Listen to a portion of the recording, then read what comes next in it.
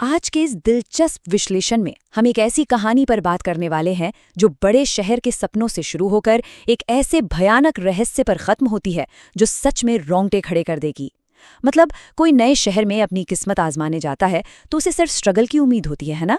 लेकिन क्या हो अगर ये स्ट्रगल किसी डरावनी सच्चाई से टकरा जाए, बिल्कुल वैसी ही सच्चाई जिसकी आज हम तह तक जाने वाले हैं। तो चलिए बिना देरी किए सीधे इस रहस्य में गोता लगाते हैं। एक तरफ एक सुनसान रहस्यमयी बंगला है और दूसरी तरफ एक बहुत बड़ा कॉर्पोरेट स्कैंडल जिसने इंटरनेट पे रातों रात तहलका मचा दिया। पहली नजर में लगेगा कि भाई इन दोनों के बीच क्या ही कनेक्शन हो सकता है, एक भूतिया घर और किसी मल्टीनेशनल कंपनी के काले सच का आपस में क्या लेना देना। लेकिन जैसे जैसे हम आगे बढ़ेंगे ये पूरी तरह साफ हो जाएगा कि ये दोनों तार आपस में कितनी मजबूती से जुड़े हुए हैं। पहला हिस्सा, सपनों का शहर। इस कहानी की शुरुआत होती है सपनों के शहर मुंबई से। विक्रम, सुनील और जॉन, ये तीन बचपन के दोस्त अपना मुकाम हासिल करने के लिए इस अनजान शहर में आए थे। अब देखिए, विक्रम और सुनील तो बिल्कुल ही छोटे गांव से आए सीधे साधे छात्र थे जिन्हें इस बड़े शहर के स्ट्रगल का कोई आइडिया नहीं था। जॉन थोड़ा सा समझदार था क्योंकि उसने अपने पिता को बिजनेस में दिन रात एक करते देखा था, तो उसे पता था कि कामयाबी प्लेट में सज के नहीं मिलती। पूरा दिन काम की तलाश में भटकने के बाद जब जेब बिल्कुल खाली होने लगी तो तीनों थक हार कर एक अजनबी सी बिल्डिंग के बाहर बैठ गए। उनकी सारी उम्मीदें जैसे दम तोड़ रही थीं। और यही एंट्री होती है हमारे दूसरे हिस्से की, बंगला नंबर 17।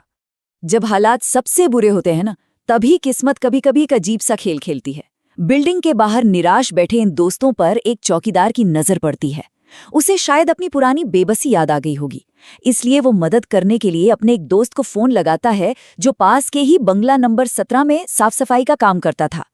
पता चलता है कि उस आलीशान बंगले का जो अमीर मालिक है वो 2 महीने के लिए किसी ट्रिप पर बाहर गया हुआ है और बस इस तरह बिना एक पैसा दिए इन तीनों को उस बेहद खूबसूरत बंगले के लग्जरी गेस्ट रूम में रहने की जगह मिल जाती है।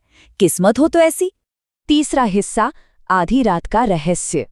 लेकिन वो बंगला जितना खूबसूरत था उसके भीतर का सन्नाटा उतना ही डरावना।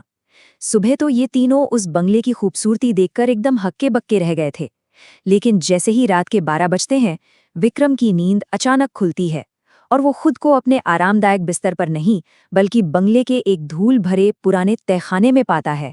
वहां उसे एक औरत के फूट फूट कर रोने की आवाज सुनाई देती है।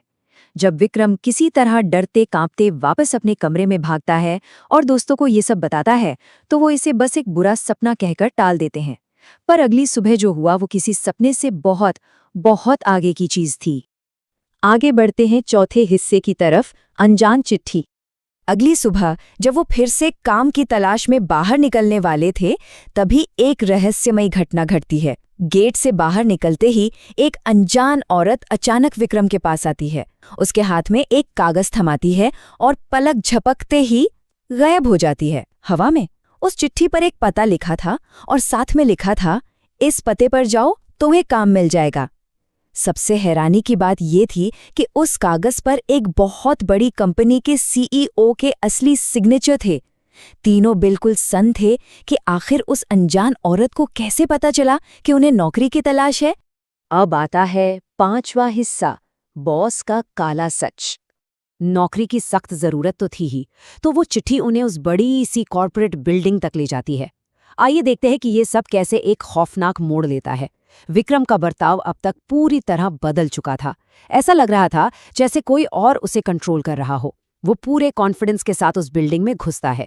मैनेजर उसे रोकने की कोशिश करता है पर विक्रम खुद को उस गायब बॉस का खास दोस्त बताता है और सीधे बॉस के प्राइवेट केबिन की तरफ बढ़ जाता है। मैनेजर बस हैरान खड़ा रह जाता है जब विक्रम बिना किसी झिझक के एक सीक्रेट पासवर्ड डालता है और कंप्यूटर चालू कर देता है। अब यहाँ 1 मिनट के लिए रुकते हैं। सोचने वाली बात है, विक्रम को उस बड़े बॉस का इतना प्राइवेट पासवर्ड कैसे पता चला? वो तो इस शहर में बिल्कुल नया था। फिर वो सीधे बॉस के पर्सनल चेम्बर और उसके कंप्यूटर तक कैसे पहुंच गया? इस सवाल का जवाब उसी बंगले के काले इतिहास में दफन था। तो यहाँ सबसे अहम बात यह है कि वो खूबसूरत सा बंगला नंबर 17 दरअसल उसी कंपनी के भ्रष्ट सीईओ का था। उसने वो बंगला अपनी ही कंपनी में काम करने वाली एक लड़की के लिए खरीदा था। बॉस पहले से ही शादीशुदा था, लेकिन उसने धोखे से उस लड़की के कुछ प्राइवेट वीडियो रिकॉर्ड कर लिए थे ताकि जरूरत पड़ने पर उसे ब्लैकमेल कर सके। जब उस लड़की को इस खौफनाक सच का पता चला तो दोनों के बीच बहस और हाथापाई हुई। इसी दौरान लड़की के सिर पर एक गहरी चोट लगी और उसकी जान चली गई।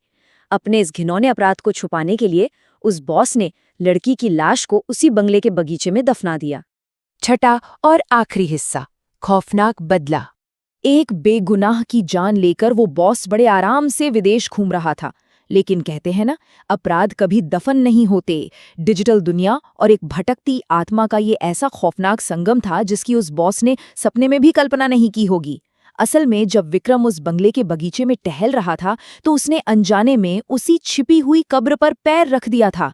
उसी पल उस मृत महिला की आत्मा ने विक्रम के शरीर पर कब्जा कर लिया था। विक्रम के शरीर का इस्तेमाल करके वो सीधे ऑफिस पहुंची और बॉस के कंप्यूटर से अपना वही ब्लैकमेल वीडियो और बॉस के सारे काले कारनामे इंटरनेट पर लीक कर दिए।